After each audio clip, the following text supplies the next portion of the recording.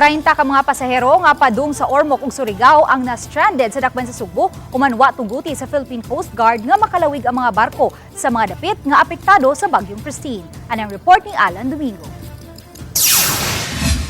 Dinhi sa San Roque James sa dakban Subo kasamtangan gipahiluna ang mga stranded passengers padung sa Ormoc, sa Leyte ug sa Surigao. Moabot sila 30 ka mga pasahero nga giatiman sa barangay ug sa Department of Social Services di naghatag kanila og mga pagkaon ug ubang panginahanglanon. Ang pamilya ni manang Rizalyn Labura mopadung unta sa Surigao aron didto mga lagkalag panatanggong sila tungod sa bati nga panahon. Taga-dakbayan sa Talisay sila apan nakahukom nga sa gym na lang magpaabot. Kanos amularga ang barko kay magdaginot lagi sila sa kwarta. Adot Talisay kay kahit mapliti. Mawag katawa pangan. So kumusta man yung sitwasyon diri sa kuan? Ang gapagay namin kaon yatag. Yatagan sa DSWS ang mga stranded passengers og pagkaon og magpadayon sila hangtod matugutan sa paglarga.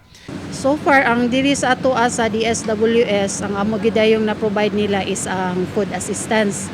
Gikan sa breakfast nila, lunch o ilang dinner. Gipanggaid usab ang mga barko og fast crop nga mobiyahe sa mga apektadong dapit sa bagyong Christine. 16 ka mga barko, usa ka motorbangka ug 8 ka rolling cargos ang wa tuguti base sa information gikan sa Philippine Coast Guard. Samtang normal ra ang sitwasyon sa mga pantalan sa dakbayan, gani ang mga pasahero alang sa Bohol nagpaabot ra sa ilang barko nga kasakyan sanglit gitugtan naman nga makan namigar. Kauban si Clover Lumayag, ako si Alan Domingo. Balitang Bisdak.